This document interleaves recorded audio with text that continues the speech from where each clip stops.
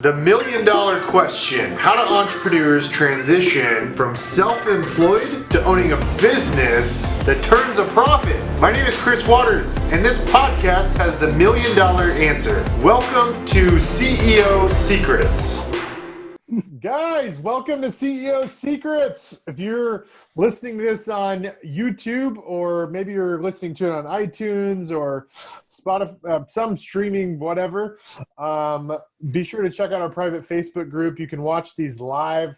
I'm super excited today. I've got Jeff Cohn on the podcast. Jeff has built the #1 brokerage or team with Berkshire Hathaway out of Omaha, Nebraska, in Warren Buffett's backyard, and has since gone on to build a pretty impressive investment side of his business. He also has a coaching side of his company where he helps agents and real estate team owners and brokerage owners called Elite Real Estate Systems. Jeff, welcome to CEO Secrets. Hey, man, super jacked to be here. Thank you again for this opportunity, Chris. We've been friends for quite a long time, and I know we run very similar businesses, and I'm excited to be discussing the topics that we're going to discuss today. Yeah, so I met you for the very first time. My God, what was that, like 5-6 years ago? We were just I randomly went to a dinner with you and Tim Heil, and that's where we met the first time, I think, right? Yep, that was it. And so at that point, like, you had a, pretty successful team. I think you were doing a couple hundred transactions, not to the point you are today. But when I met you back then, I remember you telling me you were basically traveling the whole country, just getting in front of as many people as you could that had really successful businesses to learn from them, right? That's exactly right. How many people did you get in front of back then? I mean, so, you've heard the adage, the difference between you and me are the people you meet, the books that you read, and the podcasts that you listen to. We'll give us a little plug there. And so, I went through this process of reading hundreds of books, both starting in college. Like, I did not read much until college. I did not treat school seriously until college. And when I got into, I went to University of Nebraska, Omaha. I went to Brigham Young University and a few other schools. And I was like, I need to get a great education so I can go get an amazing job and work an 8 to 5 and get the golden handcuffs. So I graduated school when I was 23. And what I learned through college was that I was able to change the person that I was through the books that I was choosing to read. And then, of course, webinars and podcasts kind of started popping up in the mid-2000s, and I started listening to those. And so I have this evolution of every time I wanted to do something, be the best version of myself, I just found someone that I felt did it better, that I wanted to do it like, and tried to emulate them. So to answer your specific question, I've been to over 100 brick and mortar team offices across the United States. Those are always mastermind trips. When I used to take those back in 2010, 2011, it was when I was trying to get information to help deploy my real estate team. I got licensed in 2006, and I sold as an individual agent for 5 years with a full-time admin and a full-time buyer's agent, doing like 70, 80 deals a year. And it wasn't until I launched the team that I actually was able to create leverage and was able to exit the day-to-day business and run the CEO model within 3 years. So we launched the team in 2011. I stopped selling 36 months later in 2014, and I continued to educate myself. But instead of physically going and visiting, like I went and visited Tim 5 years ago and tons of other amazing people, I decided to start my own podcast. And I was on other podcasts just like this one, and then I started my own, and I found that you could gain a lot of great information just in a 30-minute conversation with a high-level thinker. And then the people that were the most influential for me, I just got them on my speed dial, just like Chris and I all the time. Like, well, I'll just see some random call from Chris, or he'll see some rando from me, and pick it up. And then we go for like 2 hours and we can't get off the phone. But it's awesome to have that network of people. And had I not put myself out there, I wouldn't have been able to do that. And so I will give all the credit to all of my success to, all these very influential innovators in the industry across all the different business ventures that I'm in. I don't have a lot of my own ideas. I took a lot of successful ideas that were already working in other areas and just chose to apply those in my market. Man, what's fascinating about that is I talk a lot about this quote I heard on Shark Tank by Daymond John. And this was back in 2010, 2011, when Shark Tank was really taking off. And Daymond John said, "Pioneers get slaughtered and settlers prosper." And when I heard that, I was kind of struggling, like, in my first year, I would, some people would say it was successful. I think I sold 30, 40 houses or whatever. But I was really frustrated with my results, and I felt like I was trying to be really innovative and creative in building my business, and thought, I don't know, like I had this, imagination that I could like create the next Facebook of real estate. and then I heard Damon John say that, and I'm like, well, I remember what happened to MySpace, so I better go find some people smarter than me. So anyways, I couldn't agree with you more. Just, connecting with other, like-minded people that are trying to, go after the same target is, how you get to extract the collective genius of everyone to grow faster. So, Yep. I think a lot of, people, if people are watching this on Facebook right now, feel free to comment in the comments section with any questions you might have about Jeff. I guess one little nugget I'll throw out there is you guys can probably tune into Jeff's podcast, learn all about Jeff, how he built his business. He's got some pretty amazing things he does, workshops, things like that. But today, the thing I want to extract out of him, which I think is amazing, is everything you're doing on the investment side. And the reason I want to talk about that is because, I think there's a lot of people watching this right now that aren't positioned yet to pull this off, perhaps. And like, man, I always love having some North Star, especially for high D driver personalities, some North Star for them to go chase. So they're inspired, so they'll get over whatever limiting beliefs it is that's preventing them from building a really big business. So they can go to the next, stage of building an investment arm. So specific to the investment side, how many properties did you guys buy last year, Jeff? We ended up closing on about 80 doors last year. And then what did you do the previous year? The previous year was about half of that, maybe 40, and the previous year was about 20, and then about 10. Yeah. So we kind of have tried our hockey stick growth has been about doubling every year. But the real question is not how many did we acquire, it's how many did we hold. Because true, what I call legacy wealth comes from the real estate you own, not the real estate you sell. When you sell an asset, you have to pay tax on it. Uncle Sam takes their cut. Whereas if you hold that asset and refinance it, the money you get off that BRRRR strategy, which we'll talk about in a minute, and you refi it out, that is non-taxable, and you can then just roll that into whatever you want. Roll it into a Raptor pickup truck or another investment property. Well, the reason I ask about the trajectory is because, I mean, in the grand scheme of things, in 4 years to go from buying 10, 20, 40, 100, or 80, 100 in like 4 years, that's a lot of properties, each year you're buying. And I'm sure a lot of people are watching this and they're wondering, like, how do you get the financing? How do you find the properties? Yeah. Probably the number one question people are going to ask is like, how do you get the financing to buy these properties? So, then, what did you do in the early days? And then what were things you learned along the way to help you get to the point where you could buy the number you're buying now? I'm going to give you a long answer. So you might have heard of the book 127 Hours. It's a story about Aaron Ralston. It was turned into a movie as well.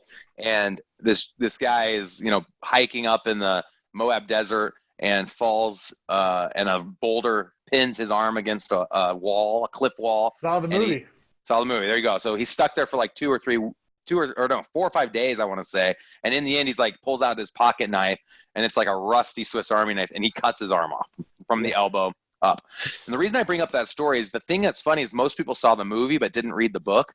And when you watch the movie, you think, how did somebody ever endure that? Like, that's so impressive that this person could cut their arm off. He then hiked several miles before someone found him, and then a helicopter came and picked him up.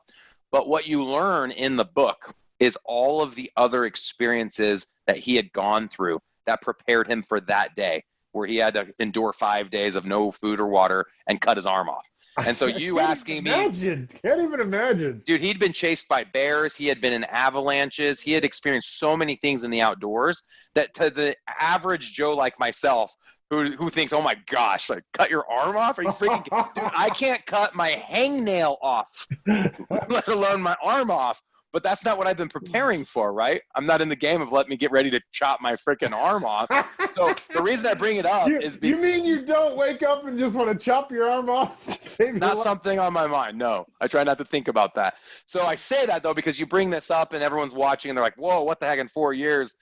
But where I came from is why I was able to do that. And so I've become a master at creating leverage in my business. So I launched my real estate team in 2011.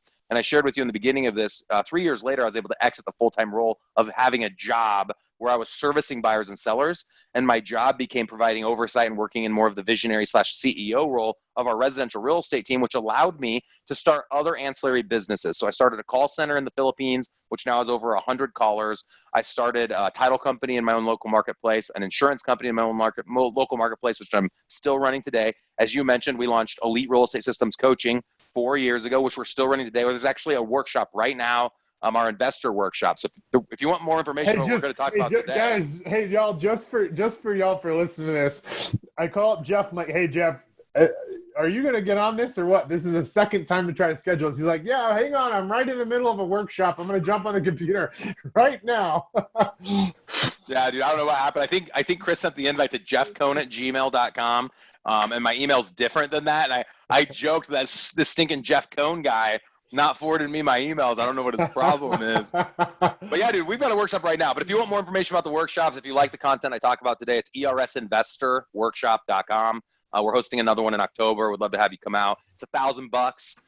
So it's not too expensive, and you get all of our intellectual property. You get added to our private Facebook page, the whole 9 yards. Okay, so we build all these ancillary businesses. So my best friend is making around $100,000 a year working at a Conagra Foods in Omaha, and I'm making almost 10 times that building out my real estate empire. And it's a problem. Like, we go on these trips, and I want to go on $10,000 trips. He wants to go on $1,000 trips. And he's like, Jeff, a $10,000 trip to me is like a $100,000 trip to you.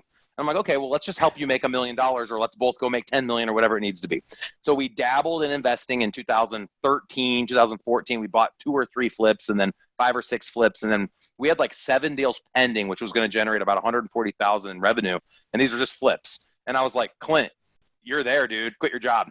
And it was at a really hard time where a lot of people were getting let go from the company he worked for. And he went in and put it in his 2 weeks notice, and he bounced, and the rest is history. He then became obsessive in all the things I was obsessive with when I built out the team. So he joined a 7-figure flipper mastermind. I think it's Justin Colby. We paid $25,000 a year to be part of this mastermind that met every quarter. We're now in the multipliers mastermind that meets in Tulum, Mexico once a year. It's like 10,000 to be in. It's a small group, about 50 guys. Collective Genius is another one we haven't joined, but we mastermind with a lot of people from Collective Genius. And what we've done is literally copy and pasted the roadmap that helped my real estate team go from 70 to 700 deals in 6 years, making us the #1 team at Berkshire Hathaway Home Services in the world. We've copy and pasted that roadmap in the investment world, and we're getting probably 5x the results. And so it's been fascinating to me. And the thing I'm so jacked about, and you can see the passion in my voice and in my face, I'm jacked because it's actually building real wealth, sustainable wealth. I've made millions of dollars, but I don't have a lot to show for it. Whereas when you buy and hold real estate where the equity grows and someone pays off your debt, to me, it's a no-brainer. And we all know that, but we're just not doing that. And I think we're not doing that because we're busy with our jobs and we don't have the time to go and do this other thing. And that's where you have to create leverage. So Clint, my best friend, and I are 50-50 partners. We're going to buy over 100 houses this year. We're going to add 40 to our portfolio of now 70 total doors that we have valued at almost $10 million. We have a couple $1 million in equity that we've built up in like 2 years. And the beauty of all of it is it's non-taxable if you're holding the real estate. So Jeff, I think you've inspired everybody to go build a portfolio of properties. Let me go back to the original question. So the point of the story, sawing off your arm, like, you've gone down a long road to learn what you've learned today about building teams, building businesses, creating leverage. But back to the money side, how did you guys start off buying properties? What did you do kind of like mid-stage? Yeah. Clint was in Rancho Cucamonga, California with Frito-Lay, and they transferred him to Omaha. And this is like 2012, 2013. And his house, he thought he was going to go into foreclosure. He tried short selling it and couldn't get it sold. A year later, it was up in value $100,000, and he sold it for an $80,000 profit. And I said, dude, this is a great time. Don't go put that in the market. Let's go buy some properties. And I had a ton of disposable income. I was investing in all sorts of different things. And I said, if you're the boots on the ground, you'll go look at the deals, and we can go on the MLS. We can go to short sale listing agents. You know, I'm in the real estate business, so I knew how to find the houses. I just didn't personally choose to make the time to go do it. So Clint became my boots on the ground nights and weekends. It was kind of his hobby, and that's how we got started. So he put in 80 grand, I put in 80 grand. And now today, flash forward, we have like $2 million in bank lines of credit, all personally guaranteed to me and Clint's wealth. most of it tied to the rental property portfolio that we have. And every property we acquire it with a business that we own called Dynamic Properties. So we close with that up with a bank line. And then if it's a flip, we just have to get out of it within like 90 days. But if it's a hold, we refi it within a couple of weeks once we know we're going to hold it. And then we put it into a long-term 20-year note on a 3-year amortization. So I totally get the beginning and the end phase, but I want to help bridge the gap for people listening because you just like, I understand it because we've had these conversations, but I know it probably just went over a lot of people's heads. Okay. So in the beginning, y'all each put in $80K. You had $160,000. Did you use that $160K to buy your first property with cash, or did you get a mortgage, or did you get a line of credit with that cash? What did you do on the very first 4, 5, 6, 7, 8, 9, 10 deals? Our intention in the beginning, and I had really good financing. I was making a lot of money. My P&L was great. I already owned other properties, so we really had no challenges. I think that's probably a lot of the listeners' biggest challenges on where am I going to come up with the money. But what we quickly discovered, I always thought finding the money would be the challenge. Finding the properties is the number one challenge of all investors that I network with. It's not finding money, because if you find a property that's 20, 30, 50% below market, money will come to you. You go to the wealthiest person you know and say, you'll never believe this. I just put a house under contract for 50% below market. Here's the comps. Here's the work I've put in. If you'd be willing to front me $120,000, I'll give you a 15% return. That's hard money lending, 12 to 15% return. Or you go to a bank, and I have a local bank here, First State Bank, and we did this pretty early on, Chris, where they said to me, Jeff, if you can find a house at 15% below market, and that's based on our after repair value appraisal, a real appraisal that goes out, we'll fund the deal 100%, no money down. If you can find it 15% below, so it's the equity in the property is our down payment. The beauty was anything more than the 15%, they'd write us a check at closing. So we were doing the BRRRR strategy, which is buy, renovate, rent, refinance, repeat.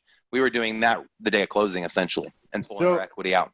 Okay, so for people, I want to take some nuggets of what you've said and then share with the audience what they should be doing if they're in a position where they find a deal but they don't have enough cash, or they couldn't even guarantor the deal. So if you get a deal legitimately well below market value, there's lots of people that do hard money lending. You'll pay a 2 or 3% loan origination fee and 9, 10, 11% interest, which sucks. But in the beginning, it's a way you can get started. Yeah. And then you do some deals, you make profit on those deals. You collectively, keep saving up your cash reserves, and then you can go and get what's called an asset-based guidance line of credit, which is what you were talking about. Mm-hmm. And you can take that cash and use it as a pledge against that asset guidance line of credit to buy houses for cash, close quick, and have super low interest rates and low loan origination, right? So we're on what Chris said. Yeah. So here's the challenge. So you're going to run into issues as you guys grow and scale, and I've seen this a lot with the teams that we coach and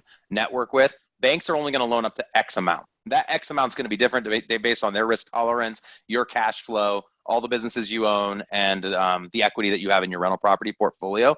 I really like private money. I think the private money is the way to go, not hard money. The difference is hard money is someone who's really positioned to loan out money to someone that's high risk.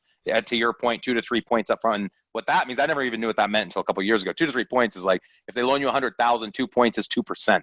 So you'd pay 2,000 up front as like a closing fee, and then 10% at the end when you pay that person back. You own 10% of however long you kept the money for. So if you borrowed 100 grand, took you a year to flip the property, you're out 10 grand. If it took you 3 months, you're out 3 grand. So net total, the person that loaned you that hard money made $5,000 in 3 months. I have no problem with that, to let someone make $5,000 if that makes me $15,000. It's a 3x return, and you're going to get a deal together rather than not getting a deal. So I see people always put their nose up, oh, that's an expensive rate. It's like, okay, well then don't do it.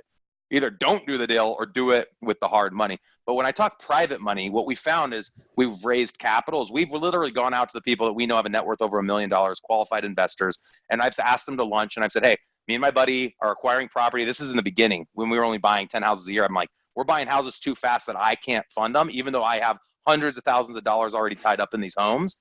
We're buying at such a rate, finding these amazing deals. We need investors. And we were able to pick up a $100,000 loan here, $250,000 loan here, and they'd usually be for 12 months or for 24 months. So our intent was to pay back within 12 to 24, and we'd refi when we go to pay back. And so we were always planning that, that debt was going to be due at some point. And usually that's at an 8% rate. Yeah. Okay. So you're getting all these people putting money into a fund. You give them 8%. Do they get any kicker on the back end from a profit perspective? Everything's negotiable. And so one thing we learned was at the beginning, we were just telling everyone what our deal was. And then we started doing a lot more research, and we recognized that everyone has a different goal. And so we would ask other people what they wanted. We'd say, hey, what kind of a return do you want? Do you want money up front? Do you want points up front? Do you want points on the back? Do you want to own some of the equity? Do you want to do a syndication? There's just hundreds and hundreds of options. And to us, it just is the most simple just to have a rate of return. We typically pay quarterly. And in our experience, every person that's loaned money to us has never asked to get out. They always want to stay with us. So we pay them back after 2 years. Here's a check for $250,000, and they hand us the check plus interest, and they hand us the check right back and say, keep on going, baby. Let me ask them, have you taken that money and then used it as collateral to go and get an even larger asset guidance line of credit? You know what I'm saying? Use the private money as the down to secure even something bigger. I don't know. Something I've thought about is you put that fund together, let's call it $1 million, and you can use that as collateral. Buy a $5 million multifamily. Yeah. Right. No, yeah, exactly. I don't think we've done it yet. That's obviously on our radar as an option if we ever do come across something like that. No. So hear me out. So you take the $1 million from your private money, use that as collateral to go and get a $5 million asset line of credit. To then go and buy, a $10 million worth of properties at a 50% discount. I think maybe we're saying the same thing. Yeah, I see what you're saying. Yeah, we haven't done that yet. So, hey, one thing I want to throw out there is, so for people watching this, would you tell them they should probably hold off on the investment side and even flipping properties until they get to a certain point in their team size and revenue before they start trying to figure out the investment side? Could the investment side be a distraction? Yeah, it's interesting. For people that are trying, if you're selling 50, 7,500 houses, is it a distraction? I think the number one question and the challenge I'd ask each person to really reflect on is, what's your goal? If your goal is to make money and just have a job, you can do that by flipping houses or selling real estate and getting a commission. You can also do that by going and working an 8 to 5 and being a fireman or a teacher or a lawyer or a dentist. If your job is to create generational wealth, you need your money working for you, just like Robert Kiyosaki would teach in Rich Dad, Poor Dad. And that's where you create passive income. That's how you create leverage in your world. So we all have things we do every day and how we spend our time. That's our job. And of course, we make dollars for that. Ones and zeros come to us. To me, true wealth is defined by what people choose to do with those ones and zeros. Where are they putting them? And for us in the real estate space, if you're already in residential real estate, you have a huge advantage over every other investor because you know what the property's worth, meaning you know how to buy it, and you're licensed and can disposition, meaning list the property for free. You can acquire the property and be given a 2.4% or 3% commission when you close. There's just so many synergistic relationships. You have relationships with title, insurance, mortgage, home inspection, home warranty, and you can take advantage of those relationships. The thing I've found is, as I've gone out and researched this with investors across the country, a lot of them have never been in the residential real estate space. So they have an agent they work with. They have an agent who taps into the agent's network, but the investor doesn't know the real estate business, doesn't know the real estate game. So we do have a very unique competitive advantage, be it that our investment company is literally in my real estate team's office right now doing our workshop, teaching people how to invest. They've been able to use all of my agents as acquisition managers and disposition managers and marketing directors and everything. So my advice to somebody watching this that is in the early stage of building a team, if their goal is to build a business that is self-sustaining, that they'll be able to exit, they should probably not try to go and dabble into the real estate investment side until they've figured out how to build a self-sustaining business. And then once they've got leadership in place, then go and tackle the opportunity of building up a big revenue stream. I love Chris's questions, and I love the way I've been choosing to answer them. Chris is giving the very concise, analytical, correct response. I'm bored of communicating that way, and this isn't my podcast. So I'm giving you guys the big picture, the big vision, and bringing down the house, baby. So I agree with you, man. So here's what I would tell you. So you're an agent. Such a smooth talker, Jeff. You're an agent doing 10, 20, 30 deals a year. You're making $50,000 to $100,000. How much money should you set aside to invest in single family? I would propose all of your money should be set aside for investing in single. If you're in a world where you want to just do it the traditional way, where you're putting 25% down, you're buying a $100,000 house, you put $25,000 down. let that be your investment vehicle and pick up one property every year for the next 15 years. But I'm with Chris. If you're going to do it right. So it's like with my real estate team, I'm not going to go generate $1,000 a month worth of leads and have 3 agents. I'm going to generate 2,000 leads a month. I'm going to spend $10,000 a month. I'm going to create marketing service partners. I'm going to have 30 agents that take the leads. Like, I'm going to go big if I'm going to do it. So don't waste your time like dabbling in 1 or 3, because the work you'd have to put in to do 3 deals a year, you could just do a little bit more work and get 13 or 17 a year. So let's talk about finding, well, two things I want to talk about. Is 1, finding deals, and then 2, something fascinating about Omaha, Nebraska is you guys can find properties and rent them out at a rate of 1% of the 1.25% is the average of our purchase price. So if a property is worth, if we buy a house for $100,000, our expectation is that it would rent for $1,250 a month. So 1.25. For the major markets across it doesn't work in the major markets. Doesn't work. So well, don't tell people Omaha. He didn't say Omaha. He said Oklahoma. Oklahoma. So would you say, was that an important factor?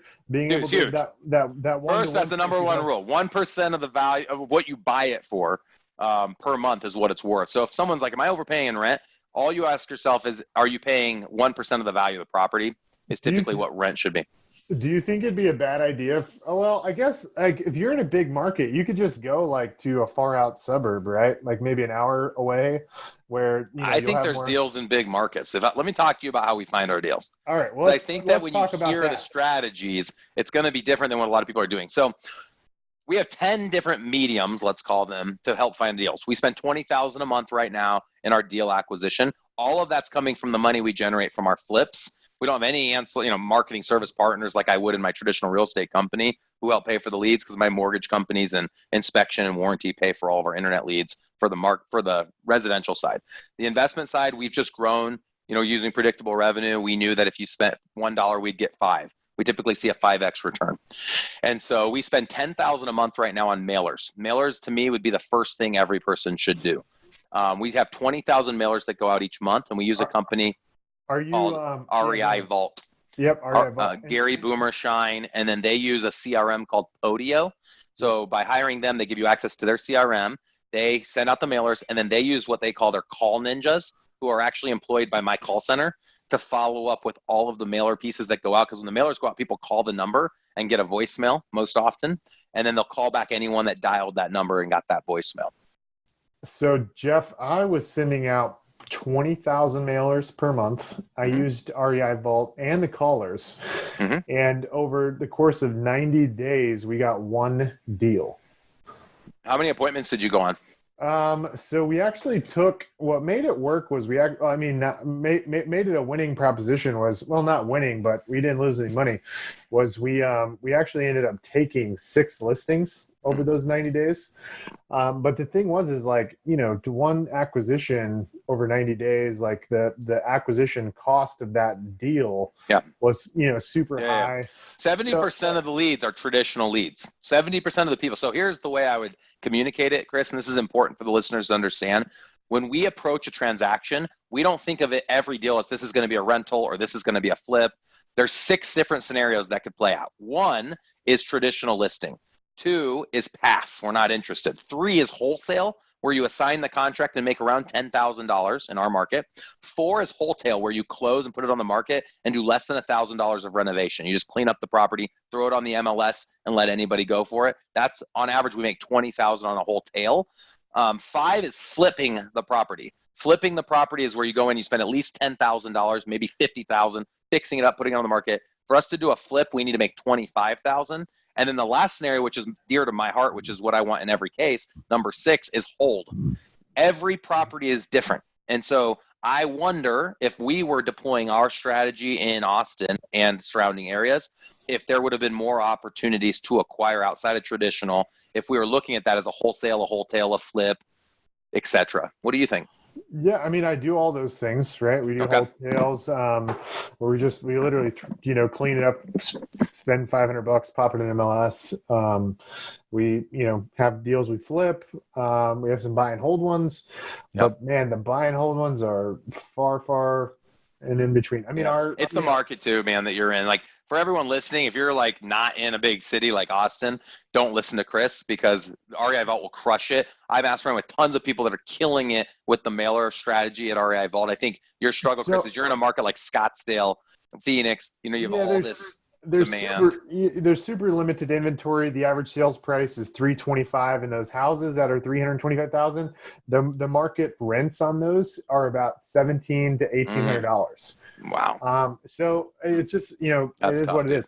So one thing I thought about is, what about going to like a really far outlying area? Like, there are some pockets that are like an hour away, where we could probably deploy the calling and mailing service, and probably, So we're going to do the same thing. So like, we've got probably 3 cities in every direction of Omaha that are an hour away that we're not in right now. We don't really have a footprint there, but we're going to send our acquisition managers to those cities 1 day a week. So we'll set up appointments on a Friday in Des Moines, Iowa, which is an hour and 30 minutes from Omaha.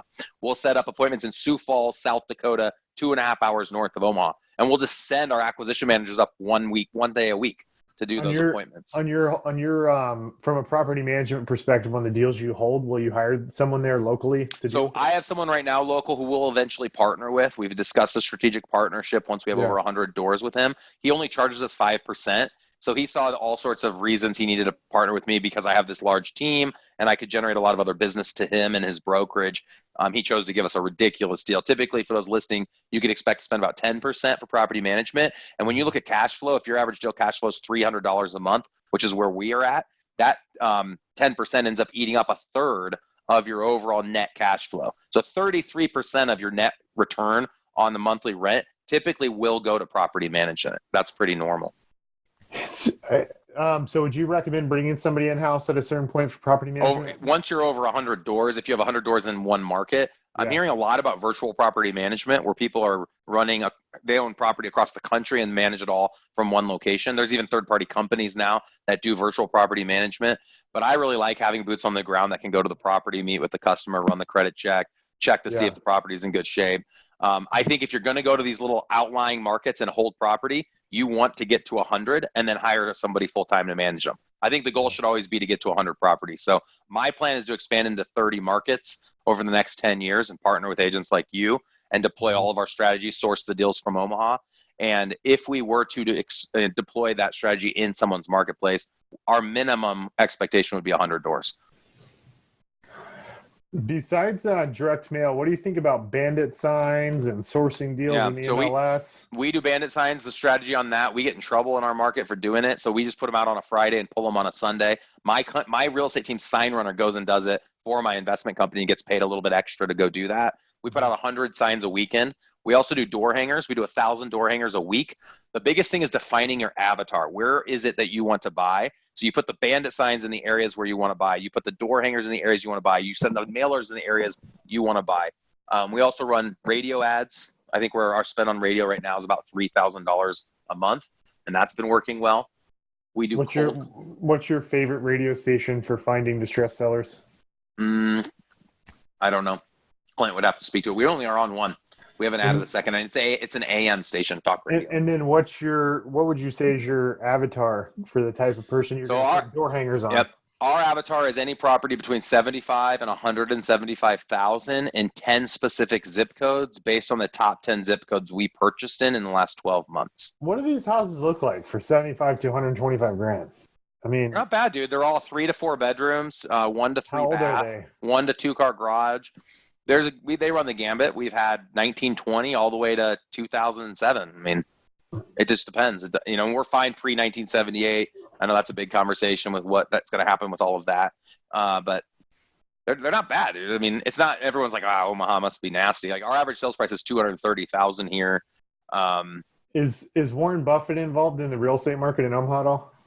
He owns Berkshire Hathaway, which has 50% market share here. And that's how he's involved, if that's what you mean. But Warren is known real estate holdings?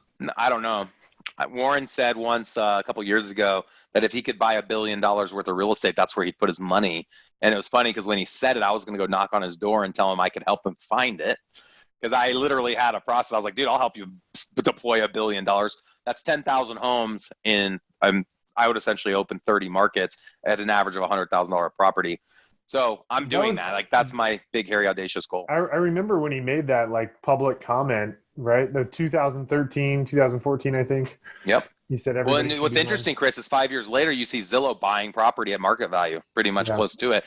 I think that there's something that the financial industry services business knows that we don't. And I think that there's going to be insane inflation in the next 5 to 10 years. And I think the homes today that are 300,000 are going to be worth like $1 million in a shorter period of time than what we would have expected, because the whole market's going to auto-correct and go the opposite direction. That's what I expect to happen. I think that's why Zillow's making that big play. So you're in terms of like forecasting the future, you believe because of inflation, home values are going to skyrocket. I do believe that in the next 10 to 15 years, I think we're going to see like a 5 to 6x inflation. How do you think people afford these properties, like affordability? So this is the biggest challenge. And I actually had a meeting with Gary Keller in August. We've been having some conversations about a possible partnership in some ways. And one of the things Gary mentioned was that he believes that in a very short amount of time, people aren't going to be able to aren't going to be able to purchase real estate, and that property management is going to be a great opportunity to create wealth, starting property management companies, and that the whole landscape is going to change.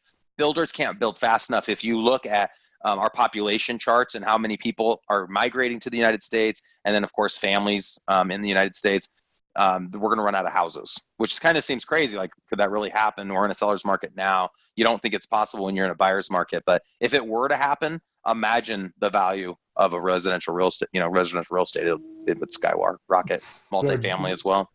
And have you looked at getting into commercial to capitalize on dense? Not yet. I think when commercial comes back down, we'll play in it a little bit more. We don't understand it. We haven't investigated it, researched it, and depending on how you look at what the word commercial means, we are in multifamily and single family. I've also looked at storage units, but we're not in storage yet. I have been in the past, but I've sold out, and we're not in commercial right now. Yeah, I mean, it's residential single family are kind of similar. I mean, like cap rates are really low. People are buying them at really low cap rates, and then with single family homes, like the debt service ratio, Here's what I don't like about commercial.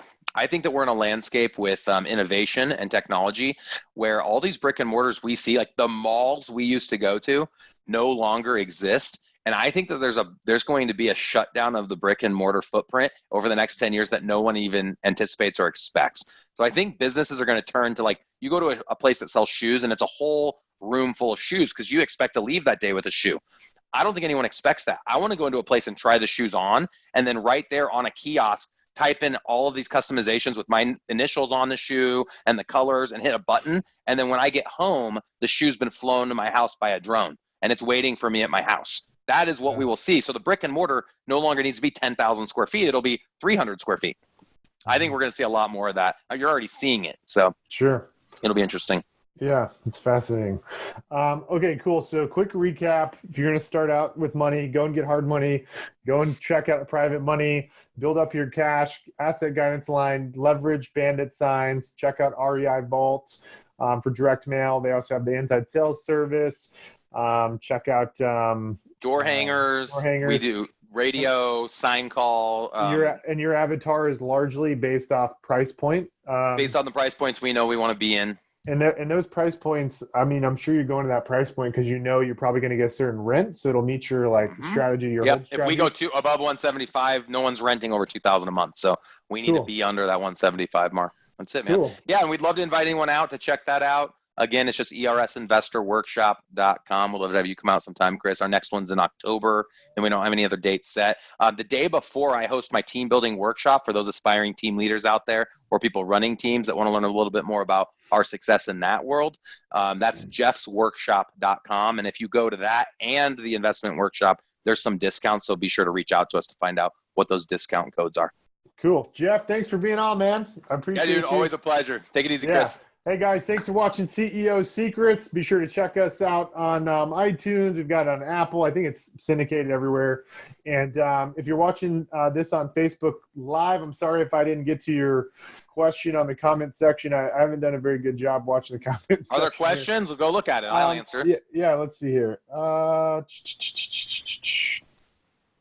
I want to let me just for the sake of this recording for iTunes and all that, I'm going to go ahead and end the recording for those of you guys watching this on iTunes and on YouTube or any of those places it's syndicated to. So again, thanks for watching, guys. Check out the our book, The $1 Million Real Estate Team, and you guys can check out Brokerage Hacking Online, where we talk about hacking the growth curve in the real estate business.